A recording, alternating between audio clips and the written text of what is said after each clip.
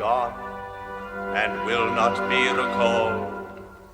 Her words will be fulfilled. Return to the earth. We meet then. Where? On the earth, even as thou wilt. And for the grace accorded, I now depart a debtor. Fare thee well.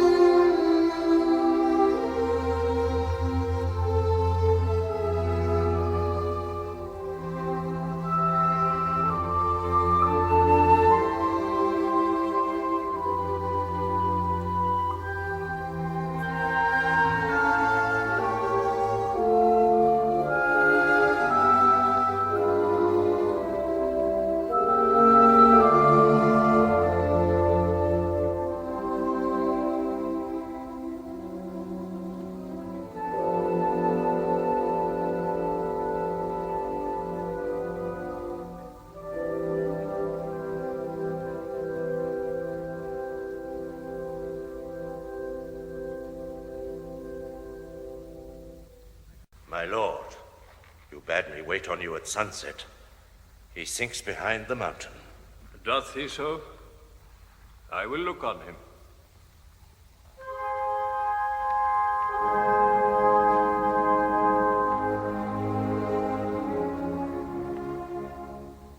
Glorious orb, the idol of early nature, and the vigorous race of undiseased mankind, the giant sons of the embrace of angels, with a sex more beautiful than they which did draw down the erring spirit who can ne'er return. Most glorious orb, that wert a worship ere the mystery of thy making was revealed. Thou earliest minister of the Almighty, which gladdened on their mountain tops the hearts of the Chaldean shepherds till they poured themselves in orisons. Thou material God and representative of the unknown, who chose thee for his shadow. Thou chief star, center of many stars, which makes our earth endurable and temperest the hues and hearts of all who walk within thy rays. Sire of the seasons, monarch of the climes, and those who dwell in them. For near or far, our inborn spirits have a tint of thee, even as our outward aspects. Thou dost rise and shine and set in glory. Fare thee well, I ne'er shall see thee more. As my first glance of love and wonder was for thee, then take my latest look. Thou wilt not beam on one to whom the gifts of life and warmth have been of a more fatal nature.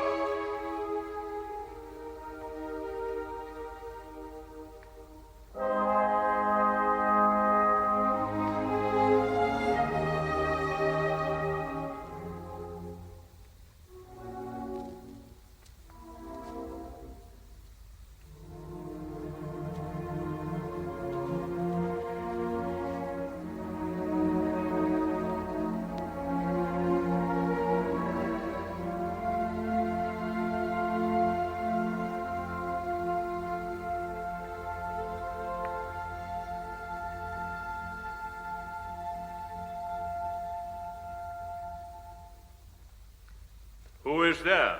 My lord, the abbot of St. Maurice craves to greet your presence.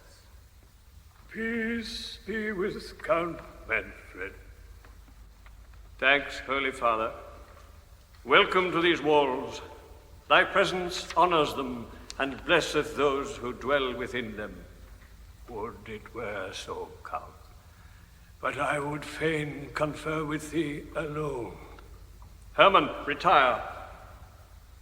What would my reverend guest? Thus, without prelude, age and zeal, my office and good intent must plead my privilege. 'Tis said, thou holdest converse with the things which are forbidden to the search of man, that with the dwellers of the dark abodes, the many evil and unheavenly spirits which walk the valley of the shade of death, thou communest. I know that with mankind, thy fellows in creation, thou dost rarely exchange thy thoughts, and that thy solitude is as an anchorite's, were it but holy. And what are they who do avouch these things? My pious brethren, the scared peasantry, even thine own vassals, who do look on thee with most unquiet eyes. Thy life's in peril. Take it.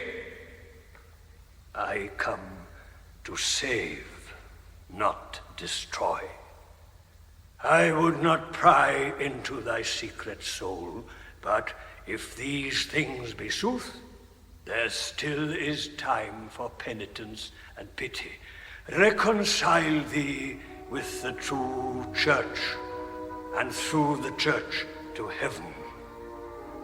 Old man, there is no power in holy men, nor charm in prayer, nor purifying form of penitence, nor outward look, nor fast, nor agony, nor greater than all these, the innate tortures of that deep despair which is remorse without the fear of hell. But all in all, sufficient to itself, would make a hell of heaven, can exorcise from out the unbounded spirit the quick sense of its own sins, wrongs, sufferance, and revenge upon itself. There is no future pang can deal that justice on the self-condemned he deals on his own soul. Yet hear me still, old man, I do respect thine order and revere thy years. I deem thy purpose pious, but it is in vain. Think me not churlish, I would spare thyself far more than me, in shunning at this time all further colloquy. And so, farewell.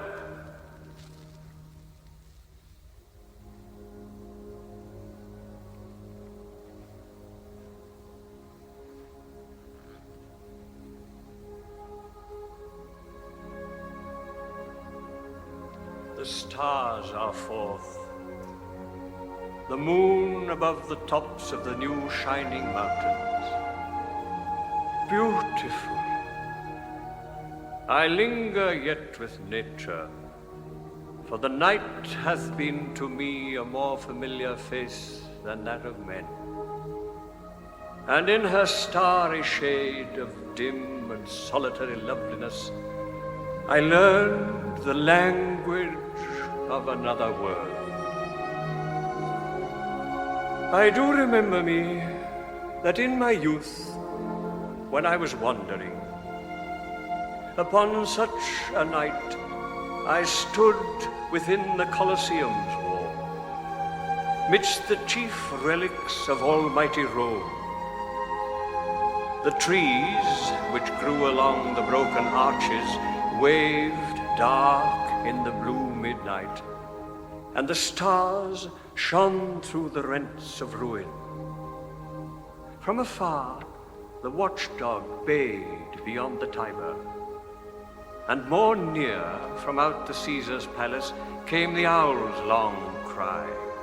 And interruptedly of distant sentinels the fitful song began and dies upon the gentle wind. Some cypresses beyond this time-worn breach appeared to skirt the horizon, yet they stood within a bowshot. Where the Caesars dwelt, and dwell the tuneless birds of night, amidst a grove which springs through levelled battlements and twines its roots with the imperial hearths, ivy usurps the laurel's place of growth. But the gladiator's bloody circus stands, a noble wreck in ruinous perfection, while Caesar's chambers and the Augustan halls grovel on earth in indistinct decay. And thou didst shine, thou rolling moon, upon all this, and cast a wide and tender light which softened down the hoar austerity of rugged desolation, and filled up, as 'twere anew, the gaps of centuries, leaving that beautiful which still was so, and making that which was not, till the place became religion, and the heart ran o'er with silent worship of the great of old.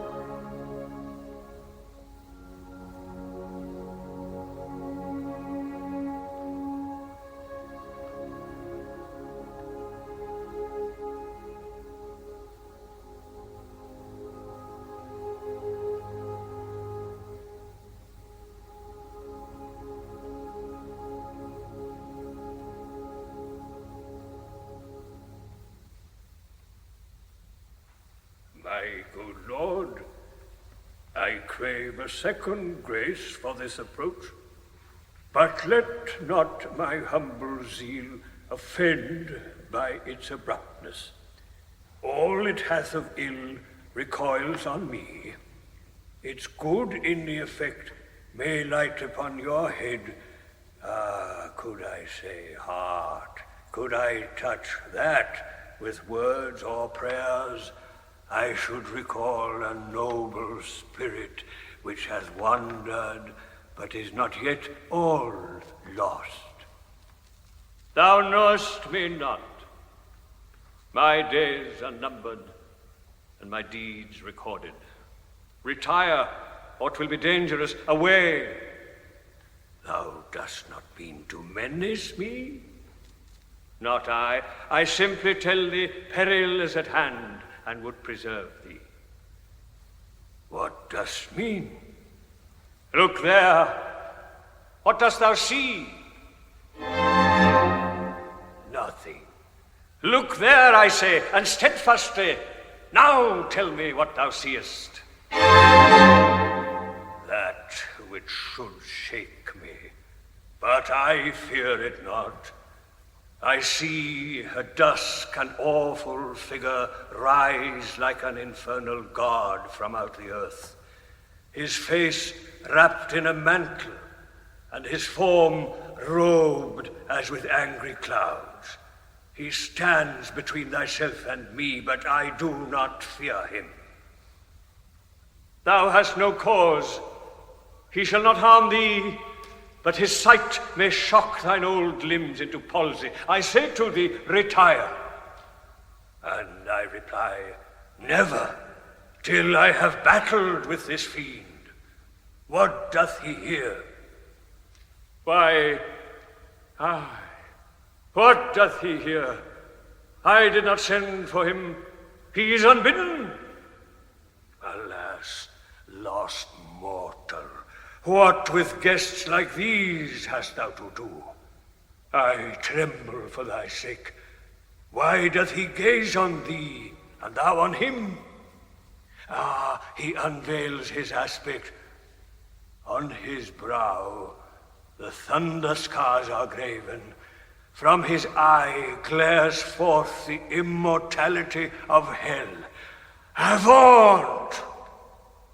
Pronounce, what is thy mission? Come! What art thou, unknown being? Answer! Speak! The genius of this mortal. Come, 'tis time. I am prepared for all things, but deny the power which summons me. Who sent thee here? Thou'lt know anon. Come, come. I have commanded things of an essence greater far than thine, and striven with thy masters. Get thee hence. Mortal, thine hour is come. Away, I say. I knew and know my hour is come, but not to render up my soul to such as thee. Away! I'll die as I have lived, alone. Then I must summon up my brethren. Rise.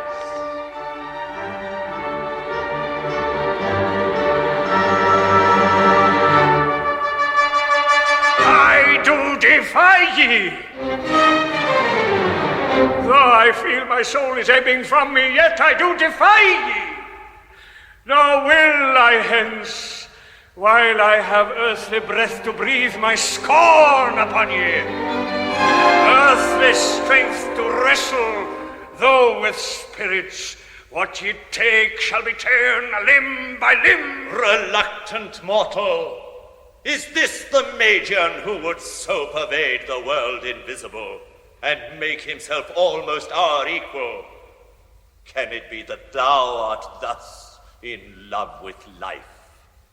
The very life which made thee wretched. Thou false fiend, thou liest. Thou hast no power upon me, that I feel. Thou never shalt possess me, that I know. What I have done is done. I bear within a torture which could nothing gain from thine. Thou didst not tempt me, and thou couldst not tempt me. I have not been thy dupe, nor am thy prey, but was mine own destroyer, and will be mine own hereafter. Back, ye baffled fiends! The hand of death is on me, but not yours!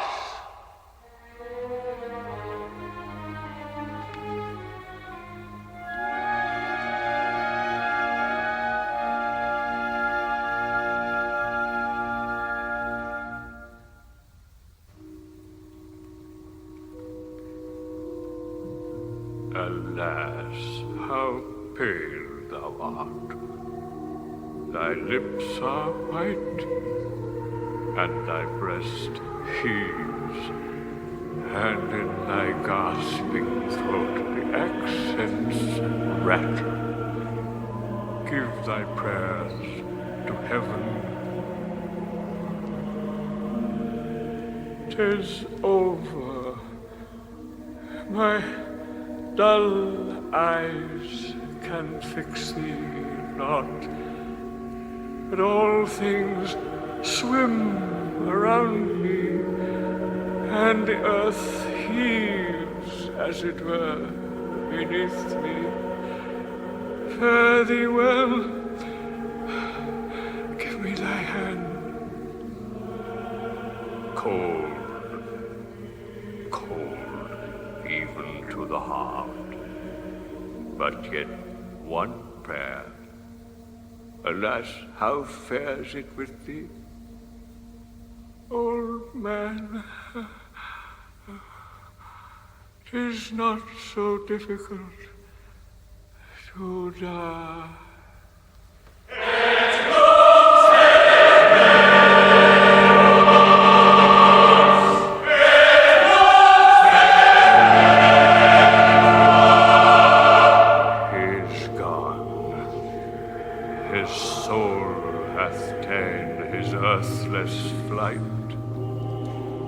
Whither I dread to think.